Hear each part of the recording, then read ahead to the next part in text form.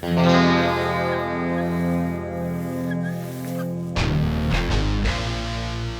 या दो बार नहीं, हमने टोनी को मौत के मुंह से कई बार निकाला है और बदले में उसने हमें हमेशा परेशानी में ही डाला है।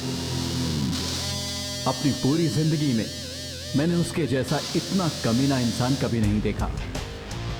वो हम सब में सबसे छोटा है और देखने में बहुत ही मासूम लगता है, पर हैंडसम है, इसलिए हम सब उसे प्यार करते हैं। यहां तक कि लड़कियां भी, वो तो ये भी कहती हैं कि वो बहुत ही जोशीला है। हाँ, लेकिन भगवान का शुक्र है कि वो हमें सिर्फ एक दोस्त के रूप में मिला है। मुझे कुछ भी करने की जरूरत नहीं, वो खुद ही आफत बुला लेता है। कमाल का लड़का है वो, उसके जैसा कोई नहीं।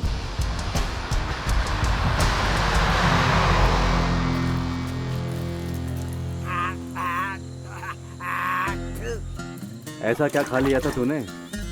बस एक कप चाय पिया था। बस चाय ही पी? फिर भी इतना शोर मचा रहा है तू। चाय में ये हाल है, दारू में तो मर ही जाएगा। दारू से बात करता है।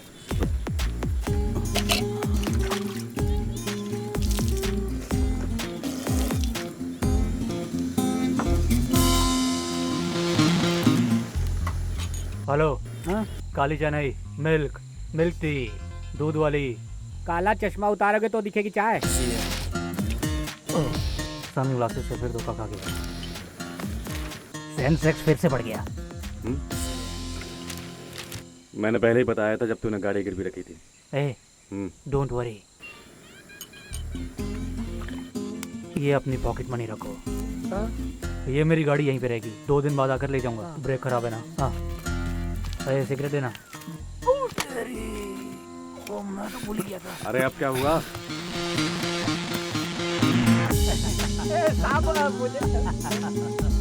Sorry, come on.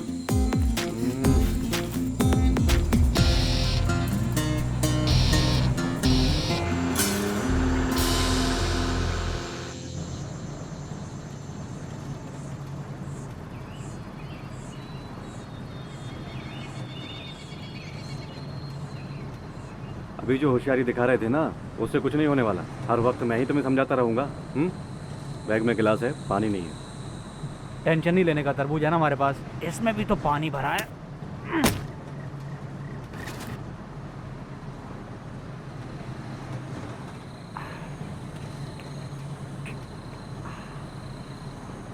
टॉनी और नीतू की हनीमून की कहानी तुमने पहले सुनी है? हाँ, सुन चुका हूँ। ओह, फिर कोई ज़रूरत नहीं। कुछ गर्म है तो सुना। एकदम गर्मा गर्म है दोस्त। तो सुना ना। टॉनी और नीतू एक साथ कोडिंगना लेक के किनारे घूम रहे थे, तभी एक ज्योतिषी आया जिसके पास 6 भाषा बोलने वाला तोता था। 6 भाषाएं? चल फेंक मत। सच कह रहा हूँ, 6 भाषा जानता था। वो पीछे पड़ गई कि उसके तोता खरीदना है। फिर वो दोनों होटल के कमरे में पहुंचे। फिर क्या था, वो तोता उनको बताने लगा कि हनीमून पर क्या क्या और कैसे कैसे करना चाहिए, सारी पोजीशन बताने लगा। फिर क्या हुआ? फिर क्या था, टॉनी ने तोते के पिंजरे को कंबल से ढक दिया। तोता नाम से बुलाने लगा। टोनी ने नीतू को इशारा किया कि जल्द से जल्द होटल छोड़ देते। नीतू ने सूटकेस बंद करने की बहुत कोशिश की, पर सूटकेस बंद ना हो। तब टोनी ने उसको कहा, तुम सूटकेस के ऊपर चढ़ जाओ। तब वो तोता चिल्ला चिल्ला कर कहने लगा कि ये कंबल हटा दो ताकि मैं भी देख सकूं कि तुम लोग अंदर कर क्या रहे हो। तब भी सूटकेस बंद नहीं हुआ। अब उसने टोनी से कहा, तुम भी मेरे साथ ऊपर चढ़ जाओ। बस इन दोनों की बातें सुनकर तोते ने अपना कंट्रोल खो दिया। एक बेचारे तोते को ऐसी स्थिति में रखना कितनी गंदी बात है, मेरी समझ में नहीं आ रहा ये गंदी बात। बेचारा तोता, पता नहीं क्या सोच रहा होगा वो। बेचारा है? अच्छा, तुमने कभी ऐसा करते उनको देखा है जब दोनों ऊपर हो? हाँ, सच में? सच में। God promise? इस बॉटल की कसम है मुझे। हाँ, तब तो तू बड़ा लकी है। तोते की बात बताते बताते मुझे तात्या की याद आ गई। कौन तात्या? अरे वही बशीर का सौतेला बाप तात्या, वो तात्या मेमन। तुमने उसके बारे में सुना नहीं क्या? उसकी बात छोड़ना यार, वो बहुत बड़ा मनहूस है। तब तो मैं कुछ नहीं सुनना चाहिए। अबे आगे क्या हुआ बता। हम कोयम्बटूर जा रहे थे। ये उसी साल की बात है जब मंजू वॉरियर ने एक्टिंग छोड़ी थी। टॉनी हमारे साथ नहीं आया था, वो कोची में ही रह रहा था। तब हम छोटे मोटे व्यापारियों के साथ मिलकर पैसा कमाने के लिए उनके हल्के फुल्के काम कर दिया करते थे। तब वहाँ अहमद भाई हमारे पास एक बड़ा असाइनमेंट लेकर आया। वो भी हमारी तरह कोच ही चाहिए था। वो पूरी डिटेल्स के साथ आया था। 6 फुट का लंबा चौड़ा आदमी जिसे देखकर कोई भी डर जाए। नाम था प्रकाश कामत।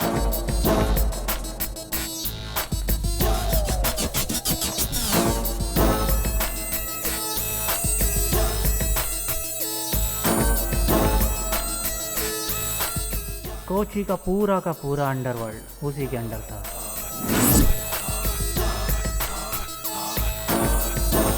उसे ख़त्म करने का कॉन्ट्रैक्ट हमें मिला था। ये काम हमें करना ही था। किसी भी चीज़ की ज़रूरत हो तो वो ऑन द स्पॉट मिल जाती। हमें भी काम की ज़रूरत थी, इसलिए हमने हाँ कर दी। लेकिन एक बात वो हमें बताना भूल ही गया, जो हमें बाद में पता चली। उसके 2 खूंखार बॉडीगार्ड थे, अय्यप्पन और फ़कीर। ये दोनों हमारे बचपन के ही दोस्त थे। पुराने संबंधों को ध्यान में रखकर सिर्फ पैसों की खातिर हमने एक काम उठा लिया था। वैसे भी नौकरी छूटने के बाद हम बेकार ही बैठे थे। नौकरी छूटने के बाद हम बिल्कुल बेकार बैठे थे। ऐसे में एक दिन टॉनी हम लोगों से अचानक ही मिलने आ गया। पता नहीं क्या काम था उसको।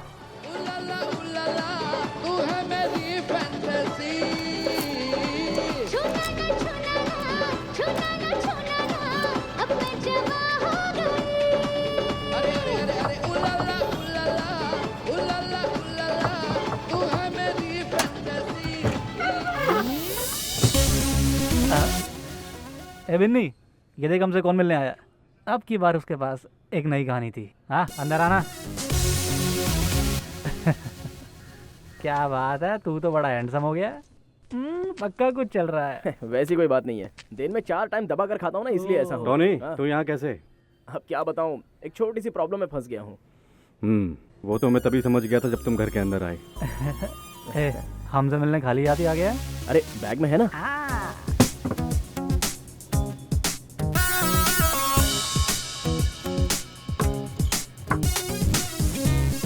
चलो जल्दी से अपना पैक बना लेता हूँ। शेखर, मेरा भी पैक बना लेना। तू क्यों नहीं ले रहा? अरे इतनी सुबह? हाँ, ये बहुत फायदेमंद है बेवकूफ़। एक पैक लगा ले।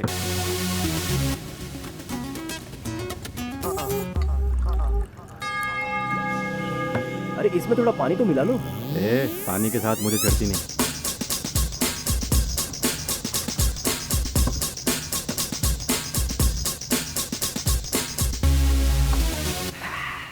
अब बता, यहाँ पर तो क्यों आया? मेरे कैरेक्टर के बारे में जितना तुम लोग जानते हो उतना और कोई नहीं जानता। वो सब याद मत दिला। हम दोनों जानते हैं तेरे कैरेक्टर के बारे में। याद मत दिला और पीनी पड़ जाएगी। काम की बात कर। कोई भी बिजनेस मैंने करने की कोशिश की तो सारी जगहों से मुझे लात पड़ी। दूसरे लोग मुझे कुछ करने देते ही नहीं है। फिर मुझे अय्यप्पन ने बताया कि प्रकाश कामत के यहाँ पर एक ड्राइवर की ज़रूरत है, तो मैं अय्यप्पन के रेफरेंस से प्रकाश के यहाँ ड्राइवर बन गया।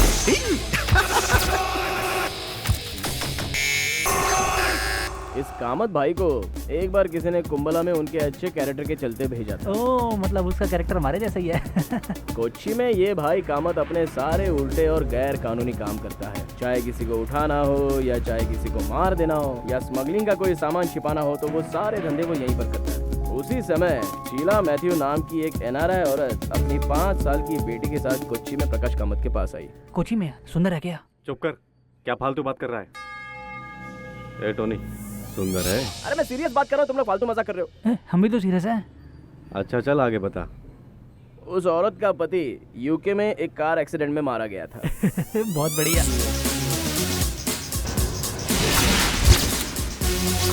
आगे सुनना है कि नहीं? तो चालू रख। मैं क्या कह रहा था? चौथा पैक मांग रहा था। उसका पति मर गया।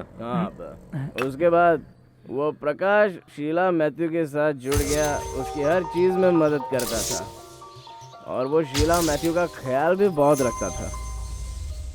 शीला अपना पैसा कौन से बिजनेस में लगाए, इसमें भी वो उसे हेल्प करता था। बेचारी शीला मैथ्यू, अब तो प्रकाश के सामने उसकी जुबान भी नहीं चलती। अब तो बेचारी सिर्फ उसकी काम वासना की पूर्ति के लिए ही है। काम वासना के लिए क्या क्या झेलना पड़ता होगा वो बेचारी औरत। एक दिन कामत ने किसी काम से मुझे एक जगह भेजा, मैं भी चला गया।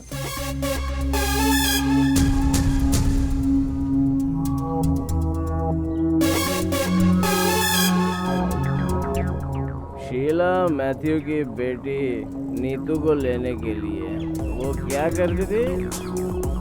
म्यूजिक क्लास में, हाँ वो करती थी। ए, क्या स्लो मोशन में सुना रहा है? क्या बोर कर रहा है? चल जल्दी सुना।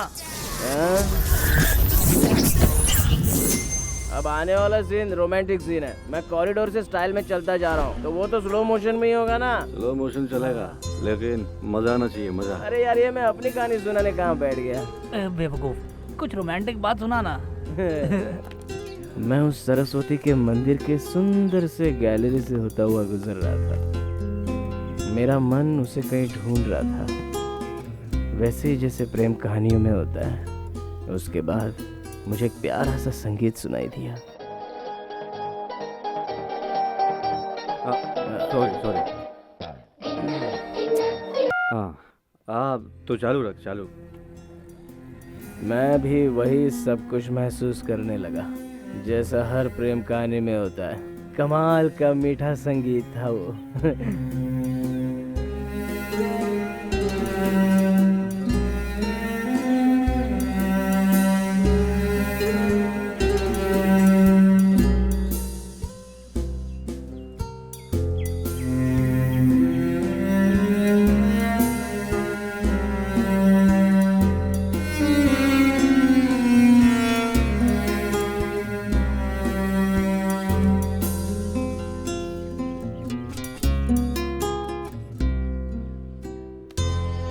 उसे देखते ही मुझे उससे प्यार हो गया।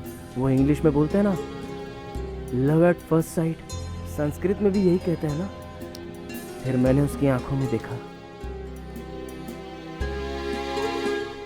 हम दोनों की आंखें जब एक दूसरे से मिली तो हम दोनों खो गए। धीरे धीरे हमारी आंखों में प्यार की लहरें उठने लगी।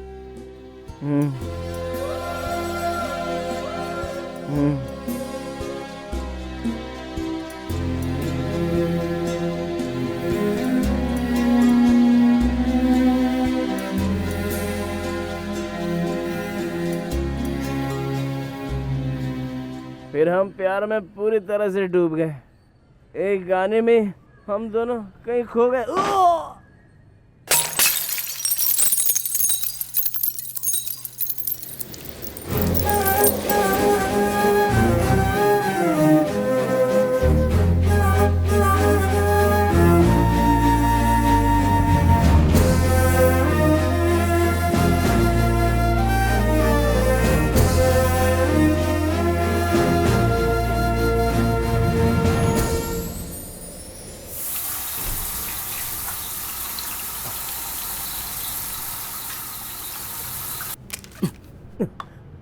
साला बोतल ही तोड़ दी।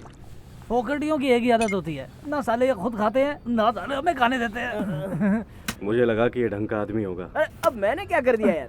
तुझे क्या दिक्कत है? और मैंने क्या कर दिया? जब लगा मसालेदार सुनने को मिलेगा तो इस गधे ने बीच में रोक दिया। अब मैं कुछ भी नहीं बोलूंगा।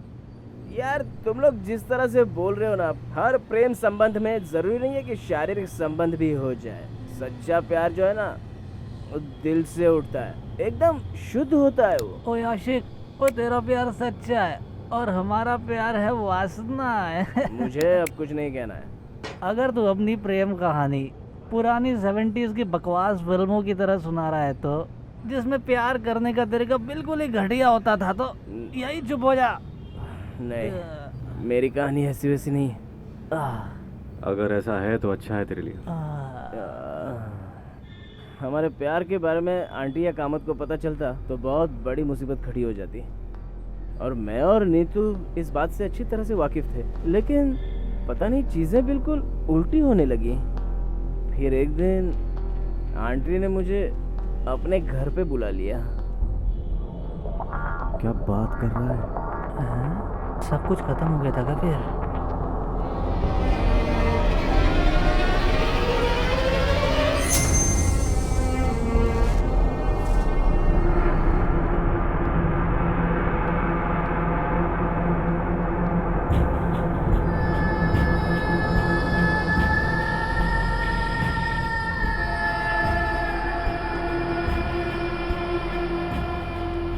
टोनी, क्या तुम सच में नीतू से प्यार करते हो? या फिर उसके साथ टाइम पास कर रहे हो? No, I am serious. Prakash Kamat मेरा बिजनेस पार्टनर है। फिर उसने मुझे, मेरी दौलत को हमेशा पाना चाहा और अब मेरी बेटी को भी पाना चाहता है।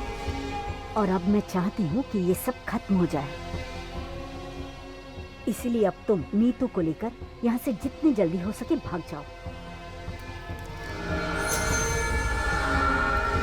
ये सब मेरे पार्टनर प्रकाश की देन है। उस प्रकाश को मुझसे बेहतर और कोई नहीं जानता। तुम कहीं भी जाकर छुप जाओ, वो तुम्हें ढूंढ ही लेगा।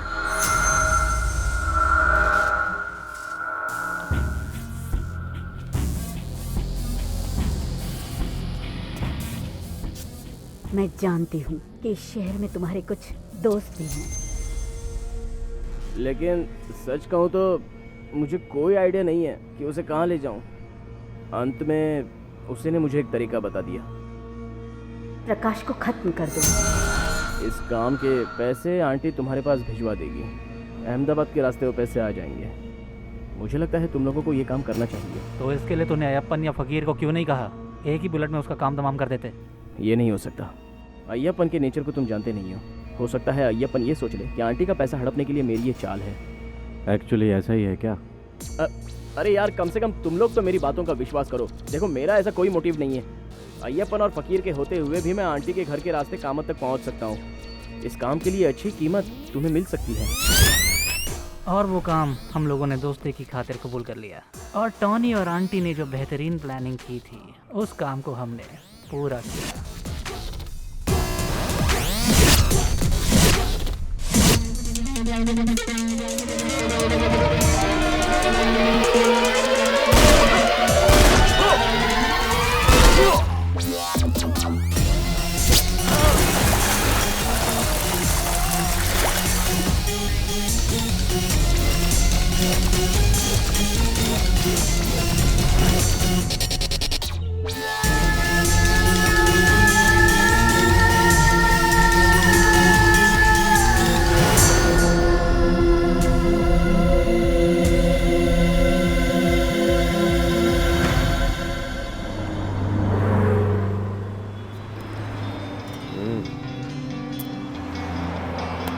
चल भाई, संभल के जाना। फिर हमने इनको विदा किया। अहमद ने इनके लिए ऑलरेडी घर का इंतज़ाम कर ही दिया था, और एक बाइक का भी, जिसके डॉक्यूमेंट्स पूरे नहीं थे। उनके जाने के बाद हमारे दिमाग में सिर्फ एक ही बात रह गई थी। जिस बाइक में वो जा रहे हैं उसके क्लच और ब्रेक दोनों ख़राब हैं। भगवान उनकी रक्षा करे।